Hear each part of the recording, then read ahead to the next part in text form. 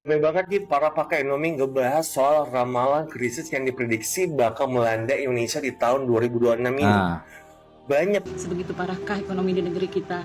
Tadi saya sebelum subuh jam 3 lewat lah ya, saya pergi ke Keramat Jati pasar induk untuk belanja. Saya lihat mama itu banyak yang mengutin sayur-sayuran bekas, bumbu-bumbu bekas yang sudah terinjak-injak. Dan saya tanya, ibu itu sudah terinjak-injak, yang masih bagus banyak di pinggir sini nggak apa-apa bu, bisa dicuci lagi. halo, assalamualaikum warahmatullahi wabarakatuh. Berjumpa lagi dengan saya Merbat Official. Oke, apa kabar hari ini? Mudah-mudahan kabar daripada teman-teman semuanya. Semoga kabarnya sehat selalu, berkah umurnya, dan selalu dipermudah segala urusannya oleh Allah. Amin, amin ya rabbal alamin. Oke teman-teman, di sini sebuah video yang bertajuk tentang sibuk hina rupiah. Sekarang warga Malaysia cuma bisa pasrah negaranya sedang krisis, teman-teman ya. Kok saya ketawa, negaranya sedang krisis. Tapi faktanya, rupiah memang nggak pernah bisa mengalahkan ringgit Malaysia.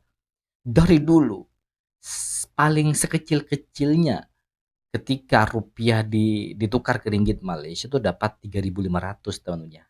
Nggak ada yang namanya 1.000 rupiah setara dengan 4 ringgit Malaysia. Adanya 1 ringgit Malaysia setara dengan 4.000 rupiah. Itu kan fakta. Fakta mengatakan bahwa rupiah memang melemah. Indonesia memang buruk, sedang buruk. Bahkan orang Indonesia sendiri itu gak suka dengan kebijakan-kebijakan yang diterapkan oleh pemerintah Indonesia yang tidak memihak kepada rakyatnya, teman-teman ya. Dan kabar baru-baru ini, Rusia sudah merapat ke Indonesia loh. Rusia merapat ke Malaysia. Itu ada pertemuan, Rusia mengundang pemimpin di Asia Tenggara. Hanya Indonesia yang gak ada di dalamnya, teman-teman. Kok bisa? Apa yang terjadi dengan Indonesia? Kok bisa teman-teman. Oke, seperti videonya, jom kita simak bersama, let's go. Orang pegang Melayu rasa terpinggir dan akhirnya kurang semangat nak tinggal atau melabur di sini. Masyarakat Cina sebenarnya rajin bekerja, tapi tekanan dasar dan peluang yang terhad buat ramai bakat muda berhijrah ke luar negara. Kaji selidik turut menunjukkan daripada keseluruhan lebih 35,000 responden, 39% melihat situasi ekonomi negara bertambah buruk, 38% mengatakan bertambah baik dan 23% responden lagi mengatakan tiada perubahan. Ketidaktentuan ekonomi global terus memberi tekanan kepada isi rumah Malaysia dengan inflasi keras yang kita lihat kekal tinggi dan kos sara hidup yang meningkat lebih cepat daripada pertumbuhan gaji.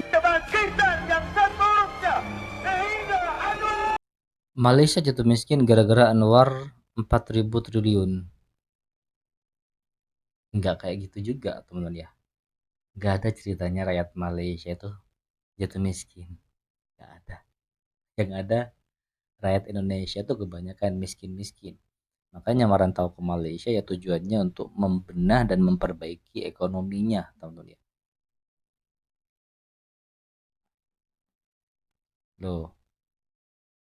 Inflasi keras yang kita lihat cepat daripada pertumbuhan gaji. Ya, Malaysia bakal jadi parti di negara jiran. Bagaimana semua ini mungkin berlaku? Jom kita kupas. Selama bertahun-tahun, perbandingan antara rupiah dan ringgit sering Selama ini, sebagian netizen Malaysia begitu sombong dan gemar mengejek nilai tukar rupiah yang mereka anggap rendah di bawah ringgit mereka. Namun, roda berputar sangat cepat dan kesombongan tersebut kini berubah menjadi kepanikan massal yang nyata di kalangan warga Kuala Lumpur sendiri. Fakta mengejutkan mulai terbuka lebar, di mana kekuatan mata uang ringgit terbukti hanya menjadi pajangan angka semata yang sama sekali tidak mampu menjamin kesejahteraan dan perut rakyat mereka yang kelaparan. Sekarang, justru banyak warga negeri jiran tersebut yang mulai memalingkan wajah dan melirik Indonesia yang ekonominya jauh lebih stabil, dinamis, dan menjanjikan peluang masa depan yang nyata. Krisis ekonomi di Malaysia kini sudah tidak bisa lagi ditutup-tutupi oleh retorika manis pemerintah mereka karena situasinya semakin hari semakin kritis dan mengkhawatirkan. Laporan terbaru mencatat adanya lonjakan pemutusan hubungan kerja yang sangat masif, di mana puluhan ribu rakyat Malaysia kehilangan pekerjaan mereka hanya dalam hitungan bulan saja. angka pemutusan hubungan kerja ini meledak hampir 50% dibanding periode sebelumnya, memberikan tamparan keras bagi kaum muda dan para sarjana baru di sana yang kini harus menganggur karena lapangan pekerjaan yang sangat terbatas. Fenomena ini membuat publik mereka terpaksa menelan ludah melihat Indonesia yang justru terus membuka ribuan pabrik dan menyerap jutaan tenaga kerja baru. Lebih parah lagi, sektor manufaktur dan pembuatan yang selama ini menjadi salah satu penopang utama ekonomi Malaysia dilaporkan mulai rontok satu persatu akibat tidak kuat menahan beban. Sebanyak 5% dari total sektor manufaktur di sana dikabarkan telah menghentikan operasional mereka secara total, sementara hampir sepertiga sisanya sedang sekarat dan hanya memiliki sisa aliran kas untuk bertahan hidup selama 2 bulan ke depan. Padahal teman-teman ya, gak nyambung ini. Padahal yang krisis itu Indonesia. Jujur, nanti akan saya buktikan videonya seperti apa, pembahasannya seperti apa. Intinya, Malaysia hina Indonesia itu wajar-wajar saja. Karena apa? Karena memang rupiah tidak pernah bisa mengalahkan ringgit, teman-teman ya. Gak pernah. Oke. Pemotongan uang lembur, pengurangan tunjangan, hingga penghentian operasional luar ruangan menjadi pemandangan sehari-hari yang harus dihadapi para pekerja di Malaysia demi menyambung hidup mereka. Beban hidup yang semakin mencekik di Malaysia dipicu oleh kenaikan inflasi keras yang bergerak jauh lebih cepat daripada pertumbuhan upah nasional mereka. Teman-teman ya, kalau memang Malaysia sedang krisis, kadang gak ada pemasukan dan rakyatnya semakin miskin, otomatis banyak rakyat Indonesia itu yang berada di Malaysia yang sedang bekerja dan berjuang membenahi ekonominya selama miskin di Indonesia itu pulang kampung pastinya teman-teman. Ngapain kerja di negara yang sedang krisis teman-teman ya. Jadi dalam pembahasan video kali ini tidak sesuai dengan apa yang terjadi saat ini teman-teman ya. Seharusnya banyak yang pulang. Jom kita buktikan bahwa yang krisis itu adalah Indonesia bukan Malaysia teman-teman ya. Ramai banget nih para pakar ekonomi ngebahas soal ramalan krisis yang diprediksi bakal melanda Indonesia di tahun 2026 ini. Banyak pengamat khawatir karena daya beli masyarakat kita yang makin melemah. Gelombang PHK di mana-mana plus nilai tukar mata uang yang lagi nggak stabil. Kita yang di jalanan emang udah berasa banget. Nyari orderan makin anyar. Orang-orang makin hemat buat belanja atau naik ojol. Nah, ramalan krisis ini bukan fiksi lagi, tapi udah mulai berasa nyata di dompet kita hari ini tentunya. Dan pertanyaannya, pemerintah kita udah siap belum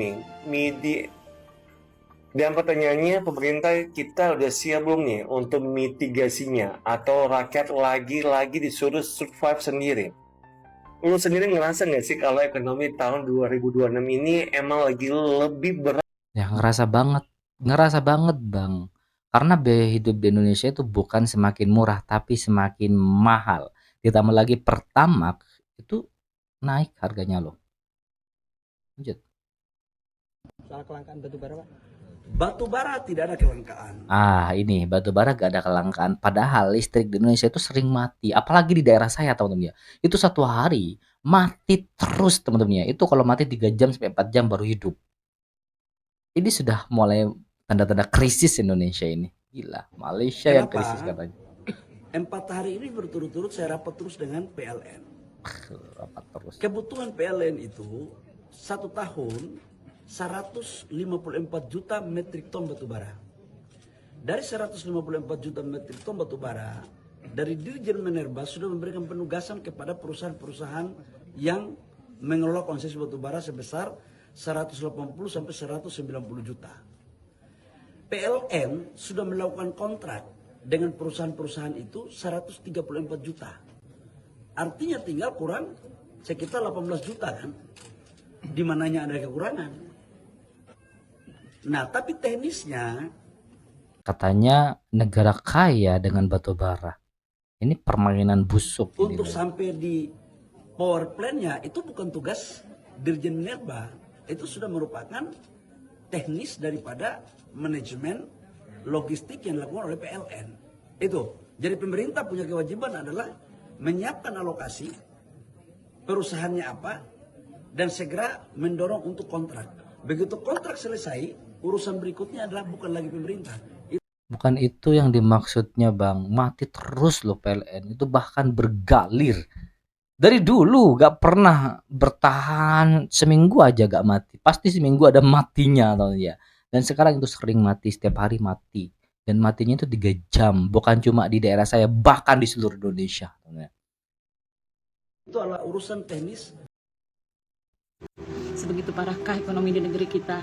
Tadi saya sebelum subuh jam 3 lewat lah ya, saya pergi ke Keramat Jati Pasar Induk untuk belanja. Saya lihat mama itu banyak yang mengutin sayur-sayuran bekas, bumbu-bumbu bekas yang sudah terinjak-injak.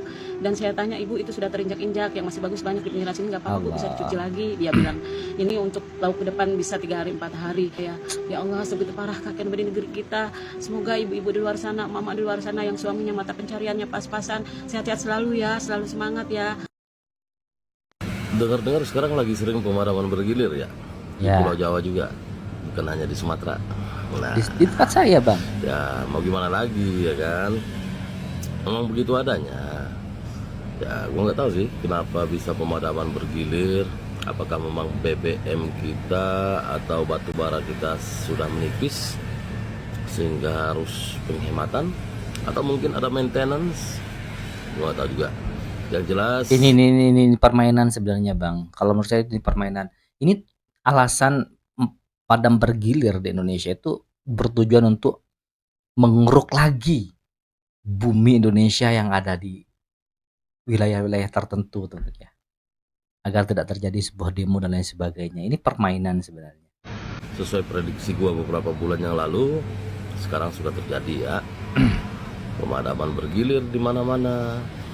Lalu BBM naik, lalu apalagi ya, banyak banget sih yang gua sampaikan beberapa bulan yang lalu, dan semuanya sudah kejadian. Sekarang gua merasa takut sendiri ya, ntar gua dikira peramal lagi. Nah, itu dia teman-teman, kita gak bisa berharap kepada manusia, kita harus mandiri sendiri bro.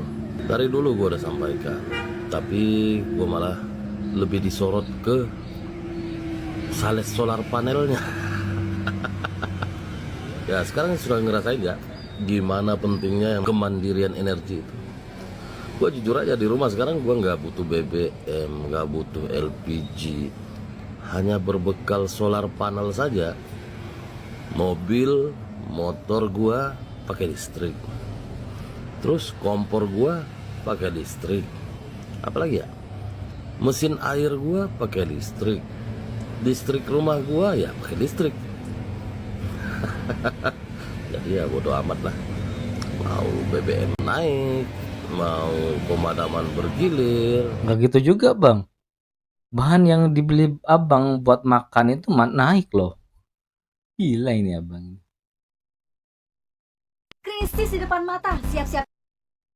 Krismon 98, negara bentar lagi bubar.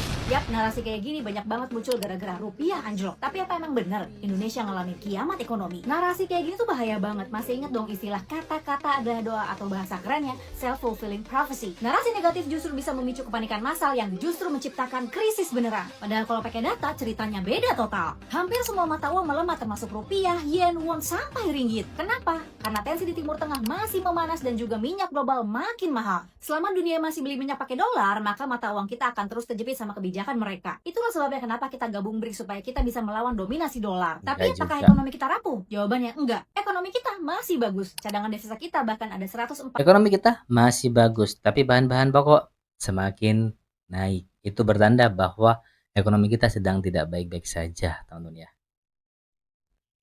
Kalian hari ini sadar gak kalau Indonesia kita yang tercinta ini tenggelam dalam lautan hutang? Percaya nggak? Yuk kita bongkar. Hari ini kas negara sebesar 120 triliun. Sementara hari ini negara sudah jatuh tempo bayar hutang sebesar, saya bacakan data, 833 triliun. Belum lagi harus bayar bunga sebesar 599 triliun. Jika dijumlah maka akan ketemu 1.432 triliun. Sementara realisasi penerimaan kas negara pada tahun 2025 hanya 2.865.570 triliun. Separohnya dari hutang luar negeri. Ngeri nggak keadaan ini? Ngeri. Pertanyaannya, apa dampak dari program efisiensi yang dijalankan oleh Prabowo Gibran? Kan begitu. Yang kedua, bagaimana negara membayar piutang luar negeri tersebut? Akhirnya, kita akan secara reflektif memikirkan berapa sih penghasilan kita di Januari, Februari, Maret, dan April. Realisasi belanja negara pada bulan Januari itu sejumlah 227,5 triliun. Sementara realisasi pendapatan negara hanya 172,7 triliun. Artinya defisit sebesar 54 triliun. Kemudian pada bulan Februari realisasi belanja negara sebesar 493 triliun. Sementara realisasi pendapatan negara hanya 385 triliun. Lagi-lagi defisit 135 triliun. Pada bulan Maret realisasi belanja negara ini lebih gila, 815 triliun. Sementara realisasi penerimaan uang negara hanya 574,9 triliun. Lagi-lagi defisit sebesar 240 triliun. Hancur deh rakyat yang akan menjadi Kalau nggak salah tahun 90 menanggung semuanya. saya pernah nulis di satu harian di Indonesia yang meramalkan akan terjadi krisis 98 berdasarkan tulisan seorang pemenang Nobel namanya Paul Krugman, ya kan? Paul Krugman. Iya, sebab beliau itu menulis di Foreign Affairs bahwa yang namanya Asian Miracle, Pak, itu sebetulnya macan ompong. Ya kan? Tidak miracle, sebab ekonomi yang disebut miracle itu ekonomi yang berdasarkan keringat. Jadi di economy of perspiration, ya. Nah, sedangkan Barat itu berkembang di economy of inspiration, ya, inovasi, ya, hasil pendidikan, research and development. Dia bilang ini cuman karena mengandalkan buruh yang murah. Jadi suatu saat begitu Anda jejelin buruh terus, terjadilah yang namanya decreasing marginal rate of return. Returnnya itu semakin tipis, sehingga tidak nutup ongkos kapitalnya. Nggak produktif. Produktivitasnya turun, ya kan? Menjadi turun karena terlalu banyak orangnya, semakin banyak masing over, jadi produktivitas turun sehingga tidak menutupi cost of capital, ya Pak ya. Nah, kebetulan tahun 98 ini tadi saya katakan, ini adalah fenomena yang namanya Asian Tigers, ya kan? Termasuk Thailand, Malaysia, Korea Selatan, dan kita. Begitu pecah bisul itu di Thailand, Pak, ya kan, merembetlah dia kemana-mana termasuk ke rupiah kita, ya kan. Nah, kalau keadaan sekarang, Pak, ini agak beda. Tadi saya katakan kita ini sekarang unik, tidak bergerombol dengan Thailand, tidak bergerombol dengan Malaysia, tidak bergerombol dengan Korea. Korea malah ngacir kan. Nah, kita unik, makanya tadi saya bilang, Anda bisa lihat dari currency kita. Saat currency lain itu menguat terhadap dolar, kita tetap melemah. Nah, kalau Bapak mau bilang, apakah ini serius, Indonesia bisa jatuh ke jurang krisis. Rupiah sudah tembus ke angka 17.500 per dolar. IHSG juga rontok ke angka 6.858. Purbaya dan Bank Indonesia gagal menjaga nilai rupiah dan pasar modal Indonesia. Ini artinya mimpi rupiah jadi 5.000 per dolar dan IHSG tembus ke angka 28.000. Itu cuma omon-omon.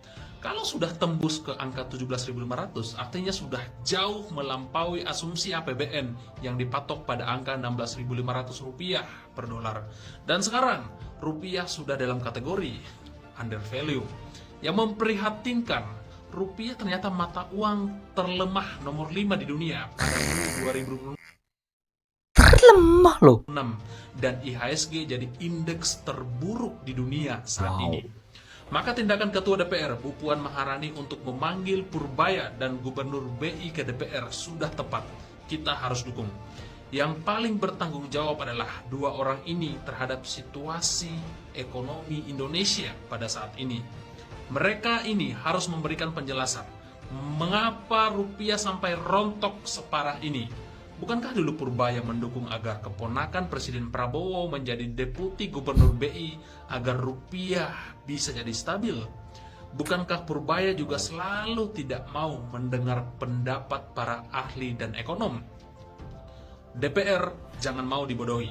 Rupiah dan IHSG itu melemah bukan hanya karena faktor ekonomi global, bukan, tapi juga kebijakan fiskal yang salah, termasuk MBG dan Koperasi Desa Merah Putih. Rakyat sudah hancurlah Indonesia ini. Prabowo bilang kita harus siap untuk menghadapi kesulitan. Ya Pak, kebanyakan rakyat Bapak itu terbiasa hidup sulit. Nyantai aja Pak, rakyat itu sudah siap. Yang nggak siap itu adalah mereka yang punya perusahaan besar takut bangkrut, yang punya dapur MBG takut tutup, yang punya tabungan miliaran takut likuidasi.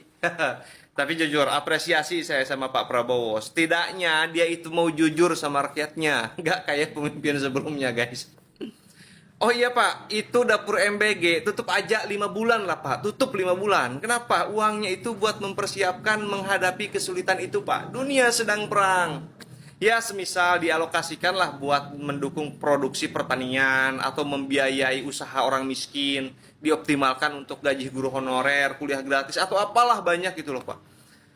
Gimana kalau kayak gitu? Daripada dimasukkan dalam perut dan dibuang ke dalam kasus di ke WC itu mending dialokasikan ke pendidikan atau kesehatan aja loh. Aduh.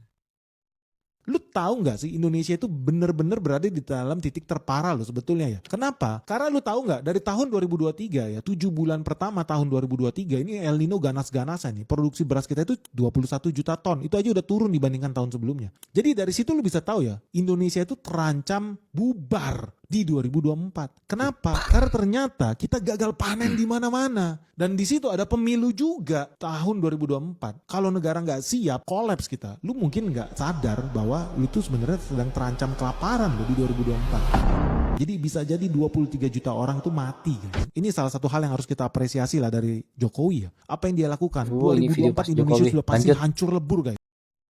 Kabar terbaru bagi Anda, pengguna bahan bakar minyak jenis Pertalite, PT Pertamina Persero berencana menghapus BBM jenis Pertalite mulai tahun depan dan diganti menjadi Pertamax Green 9. Padahal Pertamax mahal loh teman-teman, gila pemerintah. Direktur Utama PT Pertamina Nike Widiawati mengatakan penghapusan Pertalite ini sejalan dengan aturan Kementerian Lingkungan Hidup dan Kehutanan di mana produk BBM yang bisa dijual di Indonesia minimal RON 91. Menurut Nike, setelah sukses merilis Pertamax Green 95 awal bulan lalu, saat ini pihaknya tengah dalam proses meluncurkan Pertamax Green 92 sebagai pengganti Pertalite. Pertamax Green 92 adalah campuran antara RON 90 dengan 7% bioetanol atau E7. Langkah ini sejalan dengan komitmen Pertamina mendukung pemerintah untuk menurunkan emisi dari bensin. Karena aturan KLHK itu menyatakan oktan number yang boleh dijual. Malaysia kini nombor 15.